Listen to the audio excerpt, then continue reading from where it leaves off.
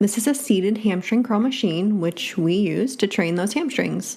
Because you are seated in an upright position with your hips bent in this exercise, you are training the fully lengthened position of the hamstring compared to a lying hamstring curl, which trains the fully shortened position. The seated hamstring curl primarily trains the hamstring. However, you will still use your calves, especially the gastrocnemius, which also crosses the knee joint. Because you are seated with your hips flexed, your hamstrings start in a more lengthened position. The hardest part of this movement is the mid-range to shortened position where your feet are almost underneath you. For this exercise, setup is important. First, adjust the back pad so that when you are sitting, your knees line up with the pivot point of the machine. Most machines have a marker like a red dot or some type of circle showing you where the axis is. Your goal is to align your knee with that point so that your knee is bending in alignment with the machine's rotation. Then you need to adjust the ankle pad so it rests on your calf just above your ankle, between the top of your ankle and the bottom of your calf. If the ankle pad moves up or down your calf during your reps, you are likely seated too far back or forward, and your knee joint isn't aligned with the machine's axis point,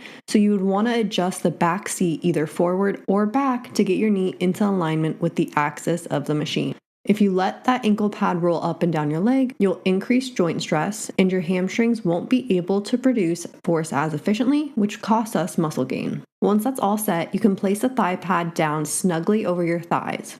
It should feel firm and stable. The goal is to reduce extra movement. If it's too loose and there's a lot of open space, you'll get unnecessary movement like your quads moving up and down. Only your lower leg should move.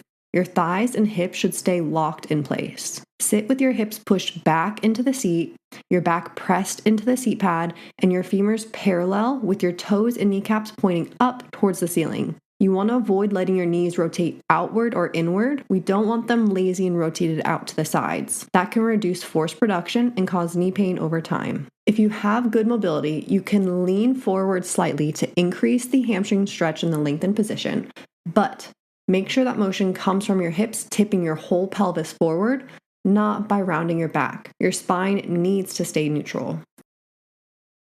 At the top of every rep, when your legs are straight, that weight stack is pulling your legs upward, but as you curl down, the direction of pull shifts more forward, which is why you may feel like your hips want to slide forward through the rep. So to avoid that pulling forward, you want to extend your arms straight and brace against the thigh pad and push your hips back into the seat. From the top of the rep, as you initiate the curl, think about driving your heels down and back. Keep your torso still. Your torso should not rock or swing, and the only thing moving is your lower leg bending at your knee. Your leg will curl until you reach full flexion or bend, then slowly control that weight back up to the top, like you're resisting the stretch and allowing your hamstrings to slowly lengthen under tension. The lowering phase is just as important as the curl down for building muscle and strength, so you do not want to rush through it, and avoid letting the weight stack slam at the top. Let's go over some common mistakes. One common mistake is misaligning your knee with the machine's pivot point. If the ankle pad is sliding up or down your leg, adjust your seat so that your knee lines up properly. This protects your knee and creates smoother reps. Another mistake is letting your hips slide forward through the movement. Remember that the weight will start to pull you forward. Push your arms firmly into the thigh pad and stay tall to resist that force. A third mistake is rounding your back to lean forward to try and create more range of motion. If you want more stretch in the lengthened position at the top, you need to tilt your pelvis forward while keeping your spine nice and neutral and straight. Rounding from the back does nothing but put you in a weaker position. And lastly, avoid using momentum.